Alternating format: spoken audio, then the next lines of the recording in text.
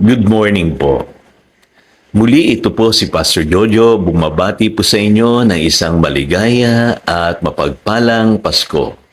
At sa araw na ito, samahan niyo po ako sa pananalangin. Aangkinin po natin yung 3 John chapter 2 na sinasabi po rito, minamahal, idinadalangin kong ikaw sanay nasa mabuting kalagayan at malusog ang katawan tulad ng iyong buhay espiritual na alam kong nasa mabuting kalagayan. Tayo po'y manalangin. Dakilang Diyos, salamat po. Napakabuti mo sa amin.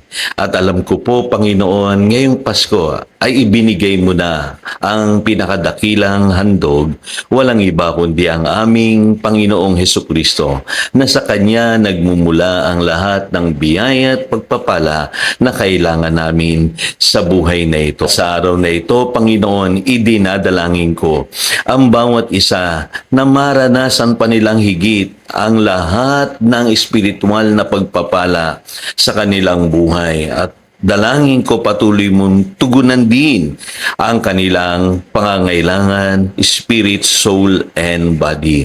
Dalangin ko po na patuloy silang lumago sa pagkakilala sa iyo, Panginoon, at maranasan nila yung revelation and wisdom na nagmumula sa iyo. Ganon din naman yung guidance na kailangan nila sa araw-araw ng kanilang pamumuhay. Puspusin mo sila ng kapangyarihan at pag-ibig. Gayon din naman, bigyan mo sila ng pananampalataya sa bawat araw upang pagtagumpayan nila ang lahat ng mga pagsubok sa buhay na ito. Ipinapanalangin ko rin po, Panginoon, yung mga taong dumadaan sa iba't ibang uri ng problema at pagsubok.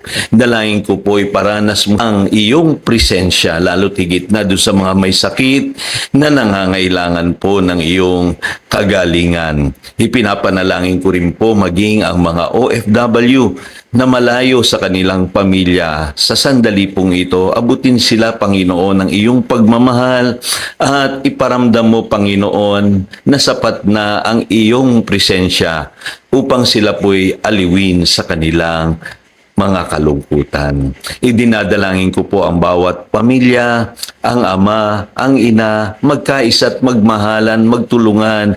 Gayon din naman ang mga anak na patuloy na sumunod sa kanilang magulang. Dalangin ko po ang masagana at iba yung pagpapalang maranasan nila sa darating na mga araw. At dalangin ko rin po na maging pagpapala sila at huwaran sa ibang pamilya. Idinadalangin ko rin po ang lahat ng mga nagtatrabaho, bigyan mo sila ng kalakasan sa bawat araw ng kanilang buhay at gamitin nila ang kanilang lakas para sa ikaluluwalhati ng iyong banal na pangalan. Dalangin ko maging blessing sila sa workplace. Dalangin ko na ma-promote po sila.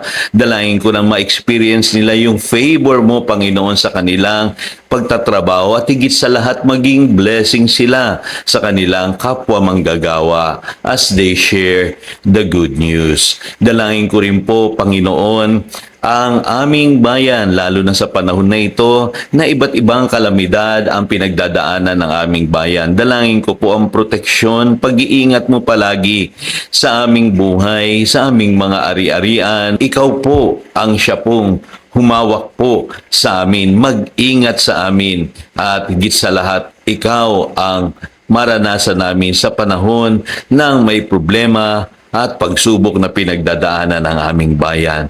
Tulungan mo rin po ang aming presidente, ang lahat ng mga namumuno sa aming bayan nang sa gayon mamuhay kami ng payapa, masagana at higit sa lahat nagkakaisa at nagmamahalan sa bayang ito. Dalangin ko rin po ang lahat ng mga churches na patuloy mo silang i-bless. Kasangkapanin ang lahat ng iyong mga lingkod, lalo na yung mga nangangaral ng iyong salita, ang mga misyonary sa iba't ibang lugar. Dalangin ko, Panginoon, taglayin nila ang iyong kapangyarihan at higit sa lahat po, yung presensya ng banal na spirito ay ibigay mo po sa bawat isa sa kanilang nangangaral ng iyong salita na sa ganun, marami pang tao ang makakilala sa iyo, Panginoon, at may palaganap ang mabuting balita sa lahat ng dako. Maraming salamat Panginoon, sa Paskong ito, muli inaalala namin na ang iyong presensya, Panginoong Hesus, ay nasa aming buhay at patuloy naming ipapangaral na tanging ikaw lamang, Panginoong Hesus, ang tagapagligtas ng mundong ito. Muli, Amay, binabalik namin sa iyo ang lahat ng kapurihan at pasasalamat.